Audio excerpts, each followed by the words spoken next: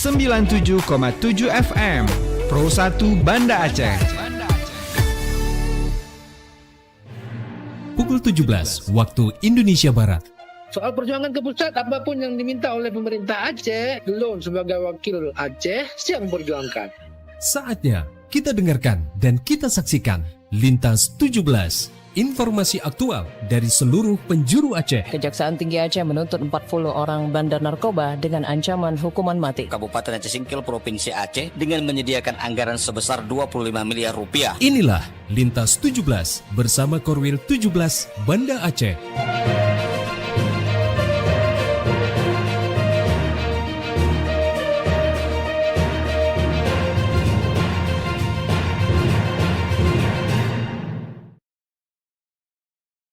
Wabarakatuh. Dari Jalan Sultan Iskandar Muda 13 Banda Aceh, saya Rifki Badral bersama RRI Sekorwil Nusantara 17 Banda Aceh, Lok Semawe, Melabuh, Takengon, Sabang dan Singkil mengantarkan Lintas 17, siaran berita berjaringan menyajikan informasi aktual yang terjadi di berbagai penjuru Aceh, edisi hari ini, Sabtu 24 Januari 2026.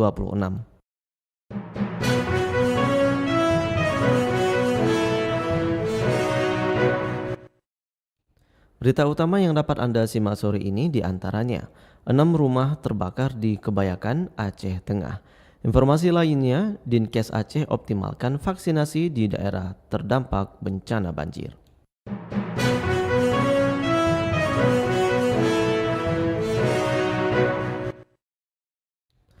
Pendengar, siaran berita berjaringan ini dapat juga Anda akses melalui aplikasi RRI Digital serta turut disiarkan Radio Muna FM Subulu Salam, Merdu FM Pidijaya, Radio Sapa FM, Suara Bujang Salim Lok Semawe, Radio Assalam Uin Araniri Darussalam Banda Aceh, Radio Suara Sabang, Radio Mutiara FM BD, Radio Cempala Kuning Aceh Timur, Radio Suluh Tamiang, serta di relay RRI Radio Rimba Raya.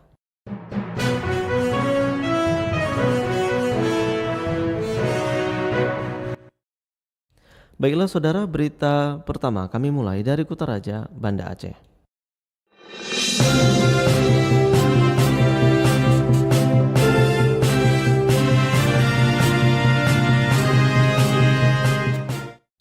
Pendengar, Dinas Kesehatan Aceh mengoptimalkan vaksinasi pencegahan penyakit dan pengendalian vektor di wilayah terdampak bencana.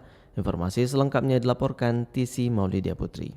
Dinas Kesehatan Aceh melalui Posko Health Emergency Operation Center HEOC memperkuat pencegahan penyakit menular melalui peningkatan cakupan imunisasi dan pengendalian resiko penyakit berbasis lingkungan. Upaya ini mengerahkan tim vaksinasi dan pengendalian vektor penyakit menular ke 9 kabupaten kota di Aceh. Pengiriman tim dilatar belakangi masih adanya wilayah dengan cakupan imunisasi yang perlu ditingkatkan serta potensi meningkatnya penularan penyakit menular khususnya campak.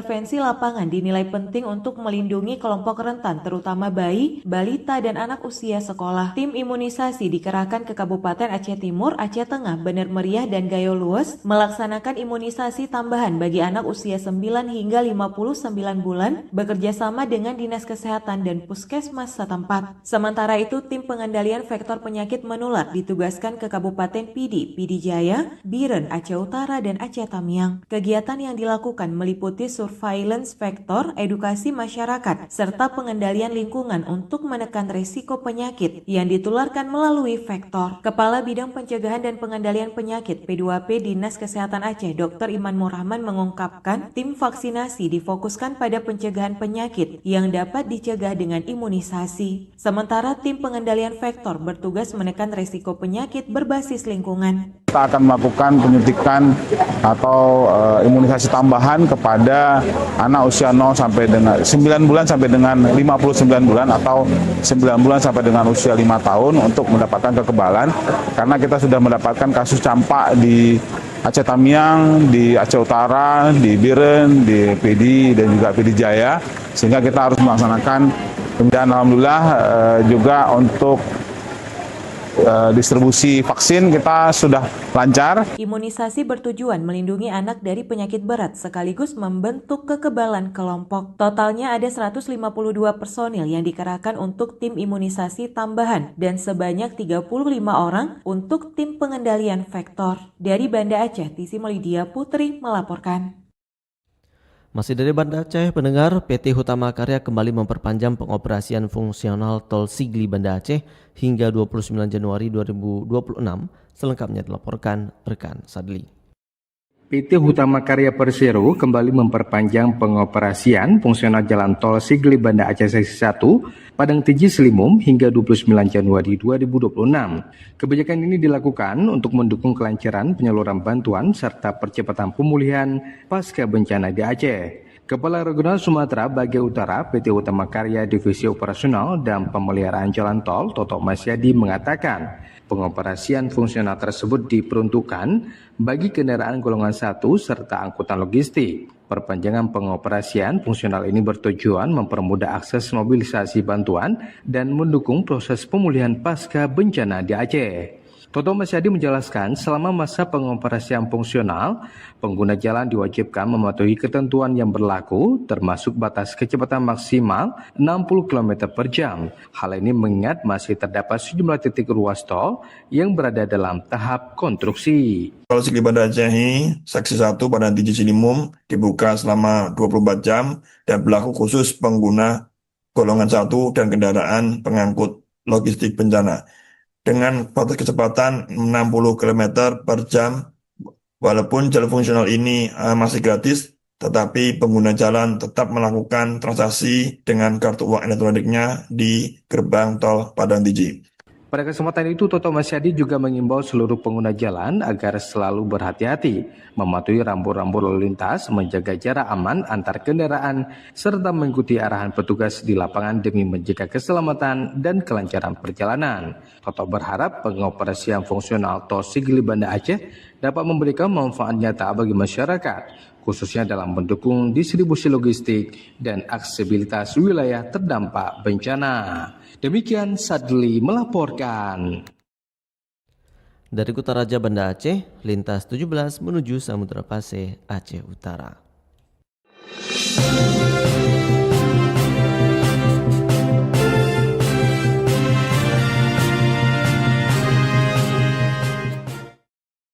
Pendengar, pemerintah daerah adalah garda terdepan kebangkitan ekonomi rakyat. Informasi selengkapnya dilaporkan reporter Anita Diana. Pemerintah daerah merupakan aktor krusial dalam membangkitkan ekonomi rakyat pasca bencana di wilayah Aceh Utara, Aceh Timur, Biren, dan Aceh Tamiang. Hal tersebut dikatakan akademisi Universitas Maliku Saleh, Dr. Ikramuddin SEMSI. Ia menjelaskan sebagai pihak yang paling memahami dinamika lokal, Pemda diharapkan mampu menyusun strategi pemulihan yang tepat sasaran dengan menyentuh langsung akar persoalan di masyarakat terdampak. Pemerintah daerah itu memiliki peran kunci ya di dalam memulihkan dan meningkatkan ekonomi masyarakat pasca bencana di Aceh dan Sumatera pada daerah-daerah yang terdampak lebih besar ya. Nah, seperti di Aceh Utara, Aceh Timur, kemudian Biren dan Aceh Tamiang.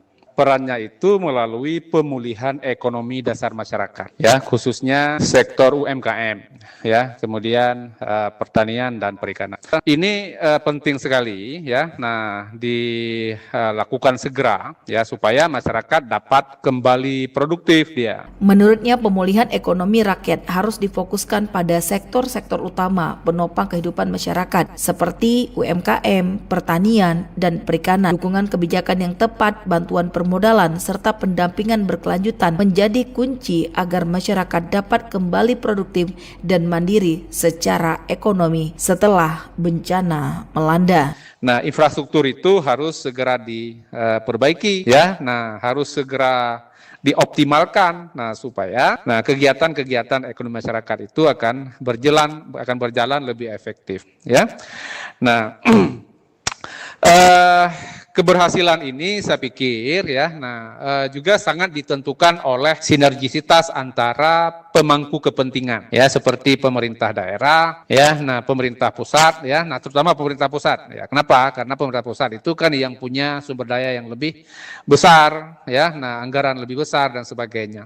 Nah, bila perlu, ya, kita juga bisa melibatkan NGO, ya, termasuk NGO asing, atau kita bisa buka pintu untuk negara negara-negara donor yang mau membantu. Selain penguatan sektor usaha, Ikramuddin juga menjelaskan percepatan pembangunan infrastruktur ekonomi seperti irigasi, jalan, dan akses listrik menjadi prioritas yang tidak boleh diabaikan. Kolaborasi lintas sektor dan penciptaan iklim investasi yang berpihak pada warga lokal akan menjadi pondasi kuat bagi pembangunan Aceh yang berkelanjutan. Sinergi ini diharapkan mampu menciptakan ketahanan ekonomi yang lebih tangguh dalam menghadapi tantangan bencana di masa depan. Dari Lok Semawe, Anita Diana melaporkan. RRI terus mengudara untuk Indonesia. Masih dari Lok Semawe, pendengar, Pemkot Lok Semawe prioritaskan hunian sementara bagi korban banjir pasca bencana. Pemkot Lok Semawe saat ini memprioritaskan puluhan sektor pemukiman bagi warga terdampak banjir dan longsor. Berikut dilaporkan Muhammad Sofyan.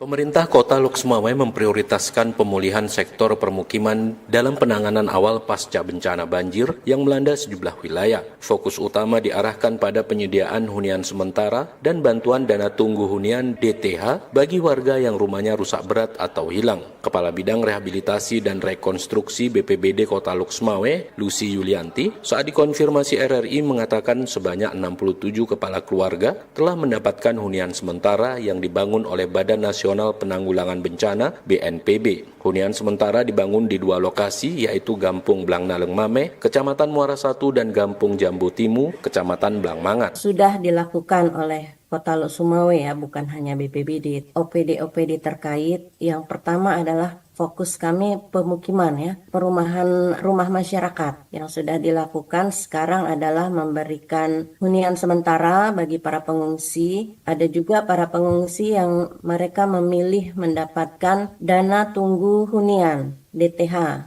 DTH itu semacam pengganti uang sewa gitu selama mereka mengungsi, rumahnya belum dibangun secara tetap, rumah tetap. Lucy Yulianti menjelaskan penerima hunian sementara dan DTH merupakan warga yang tinggal di zona merah rawan bencana, seperti di bantaran sungai yang tidak lagi diperbolehkan untuk dibangun rumah permanen. Di sisi lain, pemulihan awal juga dilakukan pada sektor infrastruktur. Dinas PUPR membangun jembatan darurat, membersihkan material longsor yang menutup akses jalan, serta melakukan normalisasi drainase untuk mencegah banjir susulan. Upaya ini dilakukan agar akses masyarakat kembali normal dan resiko banjir dapat diminimalisir. BPBD menyatakan langkah-langkah tersebut merupakan bagian dari fase pemulihan awal pasca tanggap darurat, tahap rehabilitasi dan rekonstruksi secara menyeluruh. Muhammad Sofyan melaporkan.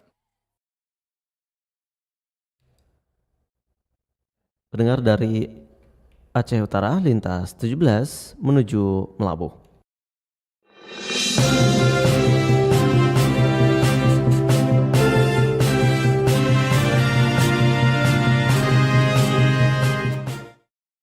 Polres Aceh Barat olah TKP lokasi Karhutla. Selengkapnya dilaporkan Anwar Yunus. Yang berbeda, ya 3 Pak. Oh 3, hari yang sama tapi pemati dia Pak. Satuan Reserse dan Kriminal Satreskrim Polres Aceh Barat melakukan olah tempat kejadian perkara atau TKP lokasi awal diduga penyebab kebakaran hutan dan lahan atau Karhutla di wilayah hukum Polres Aceh Barat pada Jumat sore. Giat ini dipimpin langsung Kasat Reskrim Polres Aceh Barat AKP Robi Afrizal. Dalam olah TKP ini, aparat kepolisian Aceh Barat juga membawa satu orang warga pemilik lahan sebagai saksi. Giat ini sebagai tindak lanjut dari keseriusan Polres Aceh Barat dalam penegakan hukum dugaan kasus Karhutla di wilayah hukum Polres Aceh Barat. Kapolres Aceh Barat AKBP Yogi Hadi Setiawan SIK MIK melalui Kasat Reskrim AKP Robi menjelaskan bahwa polisi telah melakukan pemeriksaan saksi dalam peristiwa Karhutla sejak beberapa hari terakhir. Sudah ada 9 orang saksi yang telah diperiksa. Oleh TKP kembali, karena dari keterangan yang kami dapati dari si diduga yang melakukan pembakaran di lahan gambut ini, ada titik-titik api, yang mana di titik api ini kita temukan di lokasi ada 4 titik api. Dari hasil titik koordinat yang kami temukan, dari hasil penyelidikan kami, inilah kebun ini awal mulanya titik api munculnya terbakarnya lahan gambut di sekitar Gampung Gampang ini. Sejauh ini yang telah kita lakukan pemeriksaan BAP oleh tim Tipiter sebanyak 7 orang. Dan akan kita lakukan lagi pemeriksaan sebanyak 1 orang, berarti jumlah semua 8 orang Pak. Dalam giat ini, tim Inavis memperagakan beberapa adegan penyebab muncul titik api berdasarkan keterangan saksi. Ada dugaan diawali sengaja membakar sehingga meluas tak mampu dikendalikan terduga pelaku. Polres Aceh Barat mengimbau masyarakat agar tidak melakukan pembakaran saat membuka lahan, karena hal itu pelanggaran undang-undang dapat disangsi pidana. Terlebih lagi dampaknya dapat merusak kualitas udara karena asap hingga penyakit ispa menimpa masyarakat. Reporter RRI Melabu Anwarinus melaporkan. Pendengar dari Melabuh, kita menuju dataran tinggi Tanah Gayo.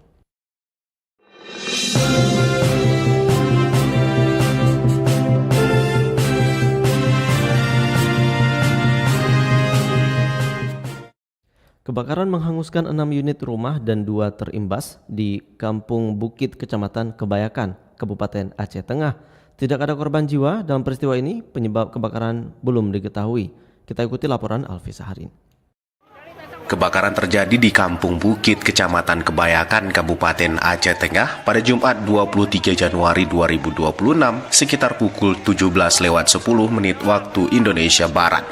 Kalaksa BPBD Aceh Tengah Andalika menyebut si jago merah menghanguskan 6 unit rumah beserta isinya dan 2 rumah terimbas. Damkar Posko Utama Aceh Tengah dibantu Damkar Bener Meriah dikerahkan ke lokasi kebakaran. Dikatakan tidak ada korban jiwa dalam kejadian tersebut, namun penyebab kebakaran hingga saat ini masih belum diketahui.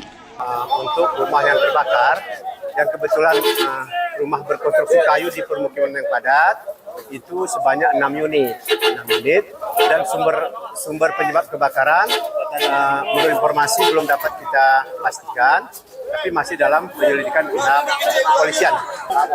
Alhamdulillah korban jiwa tidak ada, namun kami pastikan rumah yang berkonstruksi kayu terbakar berikut juga dengan segala isi yang di dalamnya. Namun ada mobil pemilik rumah yang dapat diselamatkan terlebih dahulu ketika api masih kecil. BPBD dibantu warga tambahnya akan langsung membersihkan puing-puing bekas rumah yang terbakar. Selain itu, pemerintah daerah akan memberikan bantuan masa panik kepada korban terdampak musibah. Alfi Sahrin, RRI Takengon, melaporkan. Dari Takengon, lintas 17 bergerak menuju 0 km kota Sabang.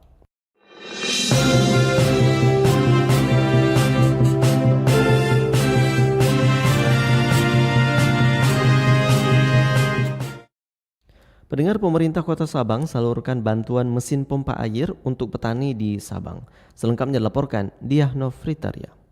Pemerintah Kota Sabang menyerahkan bantuan sarana pertanian kepada kelompok tani pada awal tahun 2026.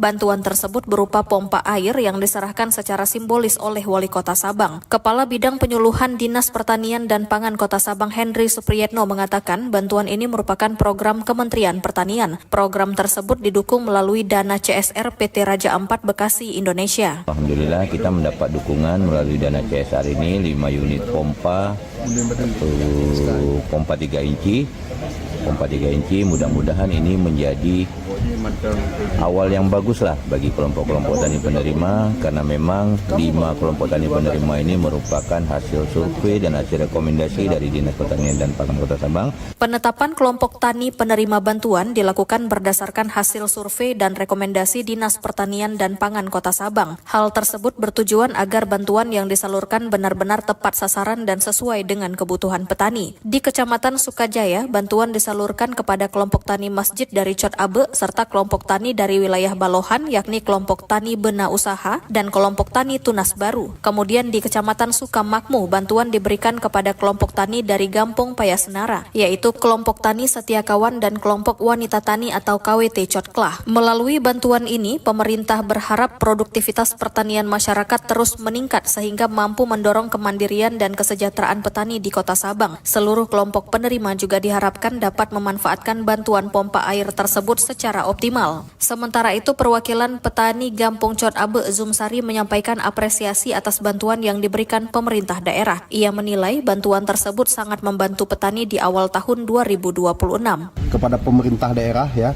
terutama Dinas Pertanian dan Pangan Kota Sabang dan Pak Wali Kota, kami mengucapkan ribuan terima kasih ya, terima kasih yang sangat luar biasa di awal tahun 2026 ini ya. Dalam hal ini kegiatan semacam ini kedepannya bila perlu ditingkatkan demi kesejahteraan dan kemandirian kami masyarakat tani Gampung khususnya di Kota Sabang. Petani berharap bantuan yang diberikan dapat terus ditingkatkan ke depannya demi kesejahteraan dan kemandirian masyarakat tani di Kota Sabang. Dukungan berkelanjutan dari pemerintah dinilai sangat dibutuhkan untuk menunjang kegiatan pertanian. Diah Novritaria melaporkan.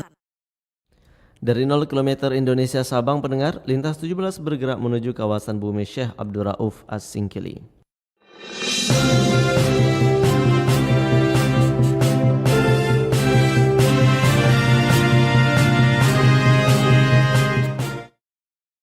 Informasi terakhir pendengar, saudara, pembangunan koperasi Desa Merah Putih di Subulu Salam terus dipercepat. Belasan desa sudah masuk tahap pengerjaan fisik bangunan untuk meningkatkan ekonomi kerakyatan. Selengkapnya disampaikan Juprianto dari Singkil. Disperindak dan UKM Kota Subulu Salam melaporkan progres terkini program pembangunan koperasi Desa Merah Putih wilayah Kota Subulu Salam. Hal itu disampaikan Kepala Bidang Koperasi dan UKM Kota Subulu Salam Ralidah Deski. Ia menyebutkan pembangunan tersebut mencakup 5 kecamatan yang tersebar di Subulu Salam. Beberapa desa diantaranya adalah Desa Sukamakmur, Desa Makmur Jaya, Desa Lemotong, Desa Peruntungan, Desa Simolap, Desa Teladan Baru, Desa Lepemualan, Desa Rantau Panjang, Desa Darul Aman, dan Desa Sepadan. Pembangunan fisik gedung koperasi itu mengikuti regulasi ketat dari pemerintah pusat terkait spesifikasi teknis bangunan. Selain itu, standar luas bangunan yang ditetapkan adalah berukuran 30 x 40 meter untuk setiap gerai koperasi yang akan didirikan. Pembangunan KDMP sekarang tahap pembangunan sekarang sekitar ada 11 desa. 11 desa itu tahap pembangunan masih. Itu di mana saja itu? Sukamakmur, Makmur Jaya, Muti Makmur, Lai Motong, Penuntungan, Lai Semolap, Teladan Baru, Lai Pemualan, Rantau Panjang, Darul Aman, dan Sepadan. Itu ada 5 kecamatan apa beberapa kecamatan? Itu semua kecamatan, kok 5 kecamatan ya Pak, 5 kecamatan semua itu. Berarti untuk 5 kecamatan udah ada terbangun Bu ya? Udah ada, cuma tahap pembangunan masih. Tahap pembangunan. Jadi Bu, untuk desa yang belum mendirikan pembangunan koperasi ini Bu, itu bagaimana itu? Apa kendalanya itu? Itu bertahap Pak, bertahap karena kan ini sesuai dengan gerainya ukuran dulu. Ukuran itu kan istilahnya 40 x 40. Berarti yang ini sekarang sementara 11 ini yang dulu. Meskipun terdapat standar ukuran tertentu, pihak dinas tetap melakukan pendataan terhadap lahan-lahan yang tersedia di desa. Hal ini dilakukan agar desa yang memiliki lahan di bawah standar tetap bisa dipertimbangkan dalam program jangka panjang. Ia juga menyebutkan bahwa proses konstruksi di lapangan sepenuhnya diserahkan kepada pihak ketiga sebagai pelaksana pembangunan. Menurutnya, peran Disperindak dan UKM Kota Subulu Salam hanya terbatas pada pendataan awal dan verifikasi kesiapan administratif di tingkat desa. Kalau kami pihak dari UMKM sangat membantu dan mendukung sekali karena ini kan program Pak Presiden. Kalau kami siap sedia. Selain itu, ia juga menyebutkan program tersebut nantinya dapat memberikan fasilitas ekonomi yang memadai bagi warga di tingkat desa. Sebab keberadaan gedung koperasi yang representatif menjadi langkah awal dalam memperkuat fondasi ekonomi kerakyatan di Kota Subulu Salam sesuai arahan pemerintahan pusat. Demikian, Juprianto melaporkan. Pendengar, dengan berakhirnya laporan tadi, berakhir sudah lintas 17 sore ini. Berita utama dari RRI sewilayah batas Selasar Korwil 17 Banda Aceh. Atas perhatian Anda kami ucapkan terima kasih. Wassalamualaikum warahmatullahi wabarakatuh. Sekali di udara, tetap di udara. Demikian Lintas 17 sore ini. Produksi Korwil 17 Banda Aceh.